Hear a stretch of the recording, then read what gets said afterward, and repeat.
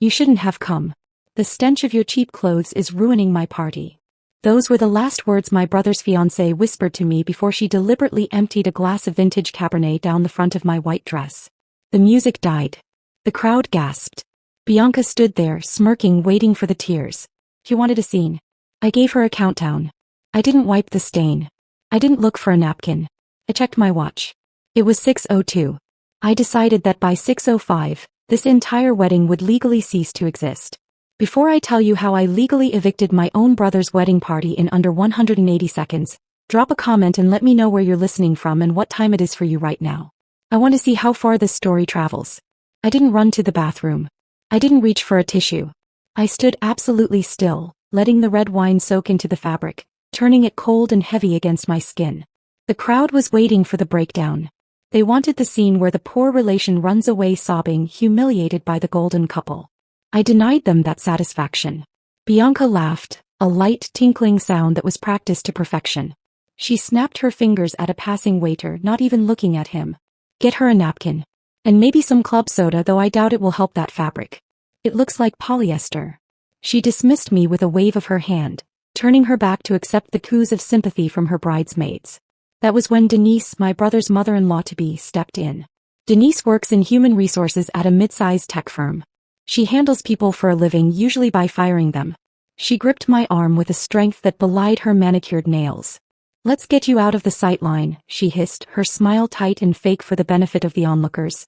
We can't have you looking like a crime scene in the background of the first dance. She marched me away from the family table, away from the crystal centerpieces and the ocean view. She walked me past the guest tables, past the bar, all the way to the swinging metal doors of the kitchen. She pulled out a chair at a small, wobbly folding table tucked in the shadows. The vendor table. The DJ was there eating a cold sandwich. The photographer was changing a lens. This was where the help sat. Stay here, Denise said, smoothing her dress. And try not to speak to anyone important. We're doing you a favor by even letting you stay. I sat down. I looked across the room at my brother, Caleb. He was standing 10 feet away holding a glass of champagne. He had watched his fiancée pour wine on me. He had watched his mother-in-law drag me away like an unruly child. He looked me right in the eye, took a sip of his drink and turned his back.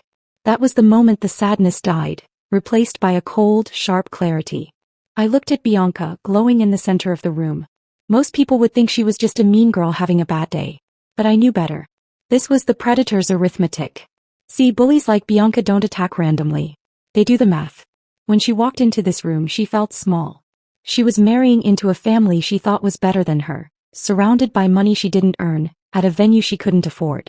She felt insecure. So she scanned the room for a resource she could consume to build herself up. She saw me. She saw the $12 dress I'd bought at a thrift store because I didn't care about fashion. She saw the quiet sister who never raised her voice. She calculated that I was the path of least resistance.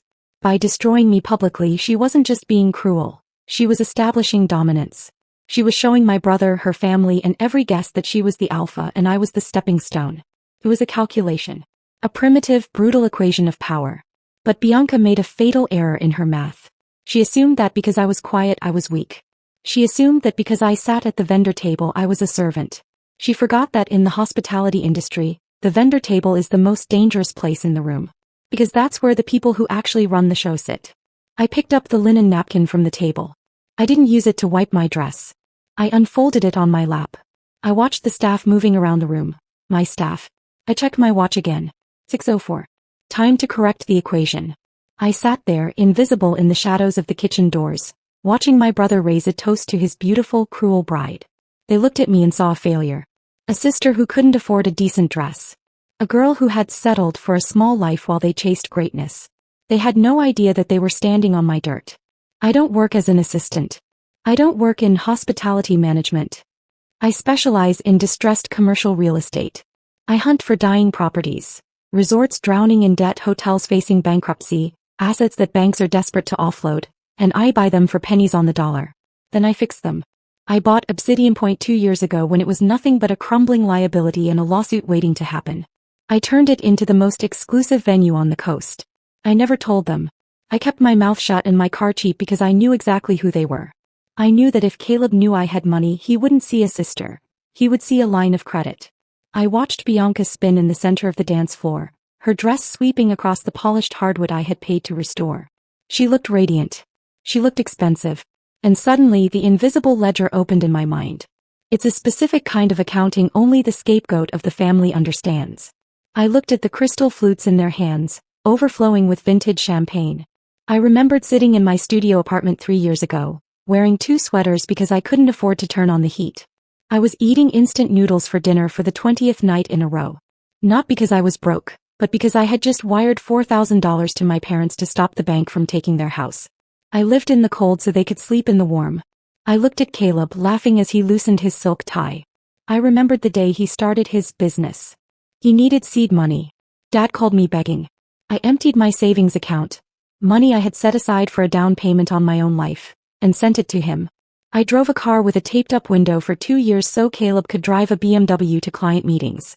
I looked back at Bianca, sneering at me from across the room, judging the fabric of my dress. She sees a stain. I see the price of their survival. I realized then that my silence hadn't been humility. It had been a mistake. I had starved myself to feed people who would mock me for being hungry. I had built a kingdom in the dark to protect them, and they used the shadows to hide me away. The ledger was full. The debt was due. I pulled my phone out of my clutch. I didn't open social media. I opened the internal management app for the resort. I saw the event status. Active. I saw the client name. Caleb and Bianca. I scrolled down to the contract section.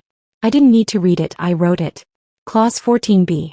The Morality and Harassment Protocol. It was a clause I inserted into every contract after a particularly abusive groom assaulted a waiter last year. It gave ownership the unilateral right to terminate an event immediately if the client or their guests harassed, abused, or threatened staff or management. Bianca had just poured wine on the owner. I looked at the head of security, a man named Marcus who was standing by the main exit looking bored. I sent him one text message. Code 14b. The bride. Execute immediately. Marcus looked at his phone. He looked at me. His eyes went wide. He tapped his earpiece and started moving toward the stage. I stood up from the vendor table. I didn't smooth my dress. I walked past the photographer, past the DJ, and stepped onto the stage. The music died. The room went silent. It was time to introduce myself. The room didn't just go quiet, it went dead. I climbed the 3 steps to the raised platform where the DJ was busy mixing a top 40 hit. He saw me coming, a wine-stained woman with a look of absolute zero on her face, and opened his mouth to tell me to get lost. He never got the chance. Marcus, my head of security, stepped out from the shadows. He's 6'4" and built like a linebacker. He simply nodded at the DJ and cut the power. The music died with a turntable screech that made half the room wince. Then the house lights slammed on, full brightness, harsh and unforgiving. The romantic, dim ambience vanished, replaced by the stark reality of a conference room. "Hey!"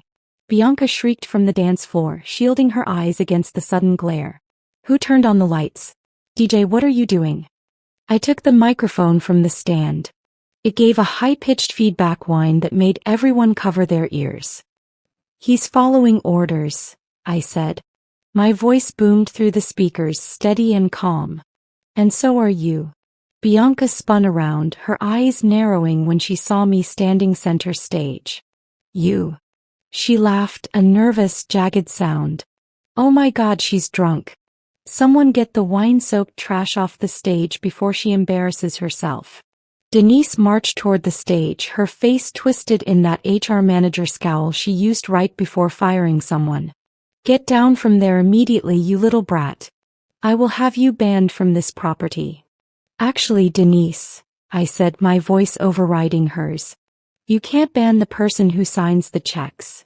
I pulled my phone out and held it up, the screen glowing with the digital contract. "I am invoking Clause 14b of the venue rental agreement. The Morality and Harassment Protocol." The room murmured.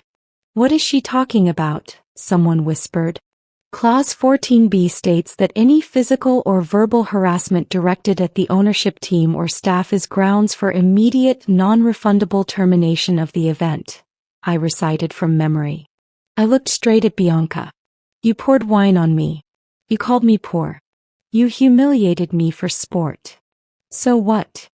Bianca yelled back, hands on her hips. "You're just the groom's loser sister. You aren't staff." "No," I corrected her. "I'm not staff. I'm the owner. The silence that followed was heavy enough to crush a lung. Bianca blinked. Her mouth opened but no sound came out. Denise froze mid-step. Caleb dropped his glass. It shattered on the floor but nobody looked at it. I bought Obsidian Point 3 years ago, I continued, my voice ice cold. I rebuilt it from the ground up. Every chair you're sitting on, every glass you're holding, the floor you're standing on, it's mine. And I have a zero-tolerance policy for bullies. I gestured to the exits where 6 uniformed security guards had just materialized, arms crossed. Bianca, Denise, you have violated your contract.